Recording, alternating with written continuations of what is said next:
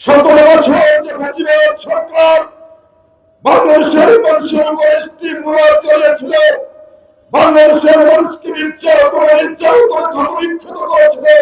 17 বছর যারা বাংলাদেশ থেকে লুটপাট করেছে, প্রায় 29 লক্ষ কোটি টাকা বিদেশে পাচার করেছিল, সেই ফ্যাসিবাদী সরকার 24 সালের 5ই আগস্ট পালিয়ে গিয়েছিল। আজকে তারা নতুন করে আবার আস্ফোরণ দেখাচ্ছে ওই বিদেশের মাটিতে বসে। বন্ধুদেরকে বলতে চাই, আমরা সামাজিক যোগাযোগ মাধ্যমে দেখতে পাই আপনাদের প্রিয় নেত্রী ফ্যাসিবাদ শেখ হাসিনা নাকি ডিসেম্বর মাসে বাংলাদেশে আসছেন।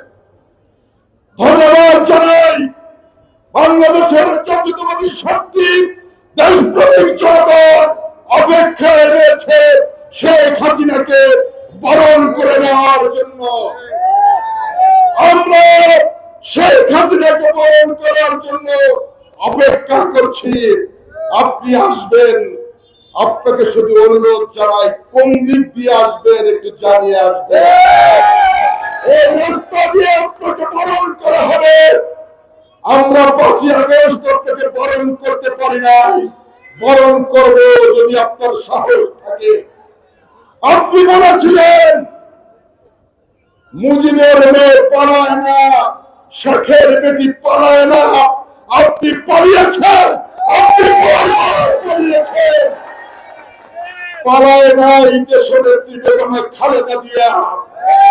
দেশনেত্রী বেগম খালেদা জিয়া একটি নির্বাচিত সরকারকে ষড়যন্ত্রের মধ্য দিয়ে সেদিন ফখরুদ্দিন মঈনুদ্দিন হটিয়েছিল, কিন্তু দেশনেত্রীকে বিমান প্রস্তুত করে রেখেছিলেন। বারবার ফখরুদ্দিন মঈনুদ্দিন বলেছিলেন দেশনেত্রীকে বিদেশে চলে যাওয়ার জন্য। সেদিন বাংলাদেশের গণমানুষের নেত্রী দেশনেত্রী বেগম খালেদা জিয়া বলেছিলেন বাংলাদেশের বাইরে আমার কোনো ঠিকানা নাই, যদি মরতে হয় বাংলাদেশে মরবো, বাঁচতে হলে বাংলাদেশেই বাঁচবো, বিদেশে আমি যাব না। দেশনেত্রী বেগম খালেদা জিয়ার সেদিন এই দৃঢ়চেতা মনোভাব দেখে বাংলাদেশের মানুষ আশ্বস্ত হয়েছিল। আপনি পালিয়েছেন, বারবার পালিয়েছেন, এটাই সত্য। প্রিয় উপস্থিতি, শেখ হাসিনা ফ্যাসিবাদ আমরা সবাই জানি। শেখ হাসিনা পালিয়েছে, আমি মনে করি সেখানেই চ্যাপ্টার ক্লোজ হয়েছে। আমি টুঙ্গি পাড়ার মানুষ। শেখ হাসিনা টুঙ্গি পাড়ায় যতবার নির্বাচিত হয়েছে ততবার ব্যালটে সিলভারে নির্বাচিত হয়েছে। এই প্রথম টুঙ্গি পাড়া কোটারি পাড়ার মানুষ ভোট কেন্দ্রে উপস্থিত হয়ে ধানের শীষের পক্ষে, জাতীয়তাবাদী পার্টির পক্ষে, তারেক রহমানের পক্ষে ধানের শীষে ম্যান্ডেট দিয়েছে। আমরা নির্বাচিত হয়েছি। কখনো কল্পনা করি নাই একটি যান ভোট দেওয়ার জন্য, কখনো একজন কর্মীকে উদ্বুদ্ধ করি নাই।